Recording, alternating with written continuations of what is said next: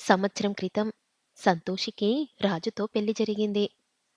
ఆమె ఒక కుగ్రామం నుంచి వచ్చిన అమ్మాయి. పెళ్లయ్యాక భర్తతో ముంబైకి రావాల్సి వచ్చింది. రాజు ఎప్పుడూ పనిలో బిజీగా ఉండేవాడు. కానీ ఇంటికి వచ్చిన ప్రతి క్షణం సంతోషితోనే గడిపేవాడు. తన కౌగిల్లోకి తీసుకునేవాడు. తను తక్కువ సమయం ఇస్తున్నట్లు అస్సలు అనుమానం రాకుండా ఆమెను చూసుకునేవాడు. సంతోషిని ఎంతో జాగ్రత్తగా చూసుకునే రాజు ఇంటి పనుల్లో ఆమెకు సహాయపడేవాడు. ఇంటిలోకి కావలసిన సరుకులన్నీ తెచ్చేవాడు.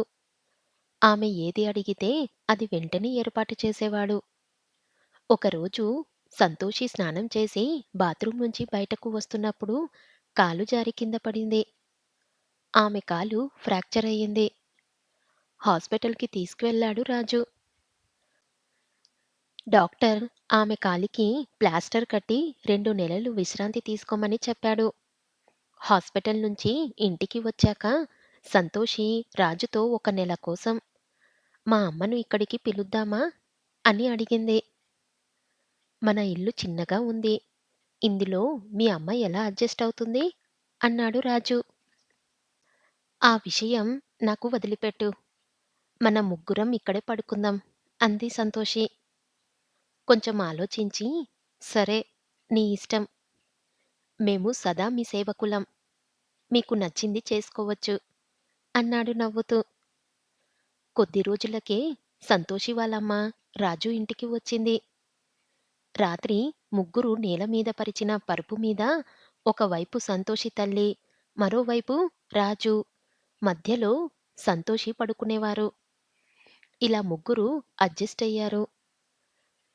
మరుసటి రోజు నుంచి సంతోషి తల్లి రజని ఇంటి పనులన్నీ చూసుకోసాగింది. రాజు అత్తయ్యలో ఒక రకమైన ఆకర్షణ ఉండేది. సంతోషిని ఆమె తల్లిని పక్కన నిలబెట్టి చూస్తే వారు తల్లి కూతుర్లు కాదు, అక్క చెల్లెలు అనిపించేది. రజని సంతోషి కన్నా ఎంతో అందంగా ఉంటుంది. చక్కని శరీర సౌష్ఠవంతో తీర్చిదిద్దిన శిల్పాలా ఉండేది. గులాబీ రంగు పెదాలు, శంఖం లాంటి మెడ, వయ్యారాలు ఒలకబోసే ఆమె నడుమును చూస్తే ఎవ్వరికైనా మతిపోతుంది. ఒకరోజు రాత్రి ముగ్గురు నిద్రపోయారు. మధ్యలో సంతోషి బాత్రూంకి వెళ్ళాల్సి వచ్చింది. రజని ఆమెను తీసుకొని బాత్రూంకి వెళ్ళింది. తిరిగి వచ్చి తను పిలిచినప్పుడు లేద్దామనుకొని పడుకుంది. నిద్రలో అటూ ఇటూ దొర్లుతున్న రాజు చెయ్యి ఆమె ఛాతీపై పడింది. తన భార్యే ఉందనుకొని రాజు ఆమెను గట్టిగా హత్తుకున్నాడు. రాజు బలమైన చేతులు స్పర్శతో రజనిలో ఒక రకమైన మత్తు ఆవహించింది. విచిత్రమైన ఆనందం కలగసాగింది.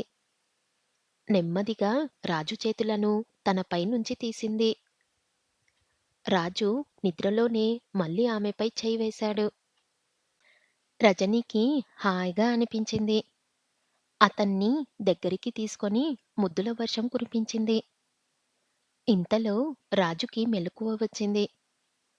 అత్తగారు తన చేతుల్లో ఉండటం చూసి కాస్త తడబడ్డాడు.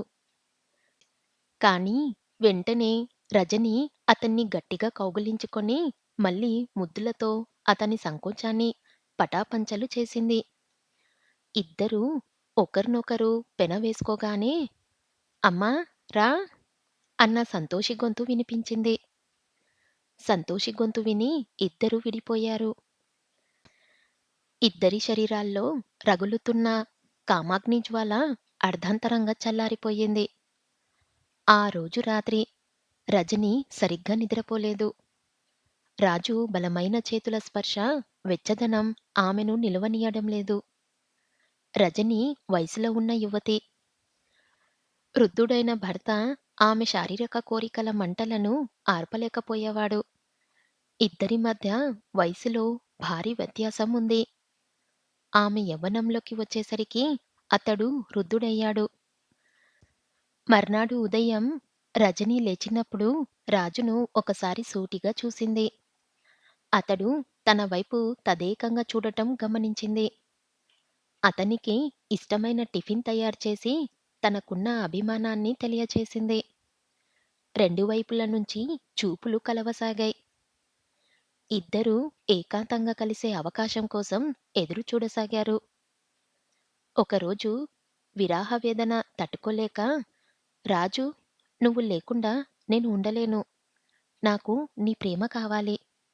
దానికోసం నేనేం చెయ్యడానికైనా సిద్ధమే అని చెప్పింది రజని. అలాగే, ఈరోజు నేను నిద్ర మాత్రలు తీసుకువస్తాను. నువ్వు వాటిని పాలలో కలిపి సంతోషికి తాగించు. ఆమె గాఢ నిద్రలోకి వెళ్ళిపోయాక మన పని చూసుకుందాం అన్నాడు. రజని రాత్రి సంతోషి తాగే పాలలో నిద్ర మాత్రలు కలిపి ఇచ్చింది. సంతోషి గాఢ నిద్రలోకి జారుకుంది. ఏమాత్రం సమయం వృధా చెయ్యకుండా రజని రాజు దగ్గరికి వచ్చి ముద్దులు పెట్టసాగింది. ఈరోజు వాళ్ళు హద్దులన్నీ దాటేయాలనుకున్నారు.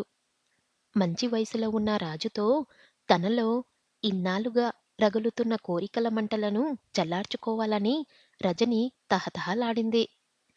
ఆవేశంలో అతని శరీరంలోని ప్రతి భాగాన్ని ముద్దాడి ఎరుపు రంగులోకి మారింది. పాలలాంటి రజని శరీరాన్ని చూసి రాజు పిచ్చివాడయ్యాడు. అత్తగారు, అల్లుడు సంబంధాన్ని మర్చిపోయి రజనిని తన చేతుల్లో బంధించి ఆమె శరీర భాగాలతో ఆడుకోసాగాడు. రాజు చేస్తున్న పనులు రజనిని మత్తెక్కించాయి. ఆమెను పూర్తిగా ఆక్రమించిన రాజు ఇంతవరకు ఎన్నడూ పొందని అనుభవాన్ని ఆమెకు అందించాడు. అప్పటినుంచి వారు సమయం దొరికినప్పుడల్లా కోరికలను తీర్చుకోసాగారు. తప్పు ఎంత జాగ్రత్తగా చేసినా ఏదో ఒక రోజు బయటపడుతుందని ఒక సామెత ఉంది.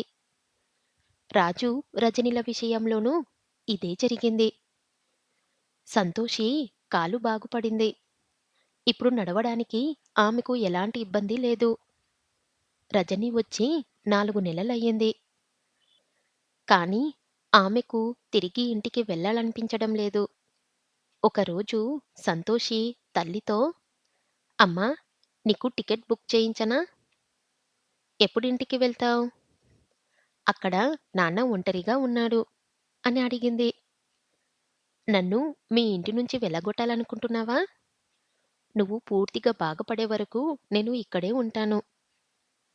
నేనిప్పుడు బాగానే ఉన్నానమ్మా. నడవగలుగుతున్నాను కూడా. సరే, నేను చెబుతానులే. రజనీకి రాజును విడిచిపెట్టాలని లేదు. ఉన్న 4 నెలల్లో రాజు ఆమెకు ఎంతో సుఖాన్ని ఇచ్చాడు. అతన్ని పోగొట్టుకోవడం ఆమెకు ఇష్టం లేదు. రాజు తన ప్రేమతో మోడువారిన తన శరీరానికి జీవం పోశాడు. కొత్త పరిమళం నింపాడు. ఇప్పుడు ఆమె రాజు ప్రేమలో పడి ఎంత పిచ్చిగా మారిందంటే, ఆమెను ఎవరైనా అతనితో దూరం చెయ్యాలని ప్రయత్నిస్తే వారిని శత్రువుగా చూడసాగింది. రాజు సైతం అత్తగారితో ఎంత పిచ్చిగా మారాడంటే, ఇప్పుడతనికి సొంత భార్య పైన ఆసక్తి లేదు. అత్తగారి వంపుసొంపుల శరీరం పిచ్చిగా నచ్చింది. ఒకరోజు సాయంత్రం సన్నగా చినుకులు పడుతున్నాయి. రాజు తడిసిపోయాడు. ఈరోజు ఆఫీస్ నుంచి తొందరగా ఇంటికి వచ్చాడు. డోర్ బెల్ నొక్కాడు. ఎదురుగా రజని కనిపించింది. జుట్టు విరబోసుకొని ఉంది. జుట్టు సవరించుకుంటూ ముసిముసిగా నవ్వుతూ రాజు ముందుకు వచ్చింది. పిచ్చివాడిలా రాజు ఆమెను చూడసాగాడు. వావ్! ఎంత బాగున్నావ్! కడిగిన ముత్యంలా కనిపిస్తున్నావత్తయ్యా అన్నాడు. రాజు లోపలికి వచ్చాడు. అతని దుస్తులు పూర్తిగా తడిసి ఉన్నాయి. శరీరంలోని ప్రతి భాగం బయటకి కనిపిస్తుంది. తొందరగా బట్టలు మార్చుకో, లేకపోతే జబ్బు పడతావు అంది రజని. రాజు అటూ ఇటూ చూశాడు. సంతోషి ఇంట్లో లేదు. దాంతో అక్కడే దుస్తులు మార్చుకోసాగాడు. రజని టవల్ తెచ్చి అతని జుట్టు తుడవసాగింది. ఆమె స్పర్శతో రాజు శరీరంలో అల్లకల్లోలం చెలరేగింది. ఇద్దరూ పరస్పరం ఏకమవ్వాలనుకున్నారు. వెంటనే రాజు రజనీల దుస్తులు విప్పేశారు. ప్రపంచాన్ని మర్చిపోయి ముద్దులు పెట్టుకోసాగారు. ఈ తొందరలో వాళ్ళు తలుపు వేయడం మర్చిపోయారు. ముద్దులు కురిపించుకుంటూ రాసక్రీడలో మునిగిపోయారు. ఇంతలో సంతోషి అక్కడికి వచ్చింది. తలుపు తీయగానే ఎదురుగా కనిపించిన దృశ్యం చూసి షాక్ తిన్నది. ఆమెలోని కోపం కట్టలు తెంచుకుంది. తల్లిపై అరుస్తూ, నాశనం చేయడానికి నా ఇల్లే దొరికిందా నీకు? సొంత అల్లుడితో అక్రమ సంబంధం పెట్టుకోవడానికి సిగ్గులేదా? అంది. తర్వాత రాజుపై విరుచుకుపడుతూ, తల్లితో సమానమైన అత్తగారితో నువ్వు ఇలా చేస్తున్నందుకు సిగ్గుపడాలి. నీలాంటి భర్తతో కలిసి జీవిస్తున్నందుకు నాకు తల వంపుగా ఉంది. ఉండండి. ఈ విషయం మీ ఇద్దరు చేసిన నిర్వాకం నాన్నకు చెబుతాను అంటూ సంతోషి తండ్రికి ఫోన్ చెయ్యసాగింది.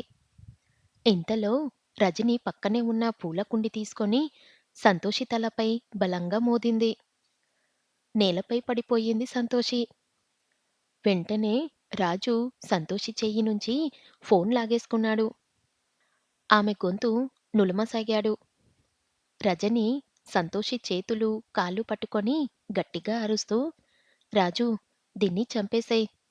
ఇది ఉంటే మనం ఒక్కటి కాలేం. బతికి ఉంటే మన నిజస్వరూపం బయటపడుతుంది. అందరికీ తెలిసిపోతుంది అంది. రాజు, రజని కలిసి సంతోషిని చంపేశారు. సంతోషి శవంగా మారింది. ఇద్దరూ ఇప్పుడేం చెయ్యాలి?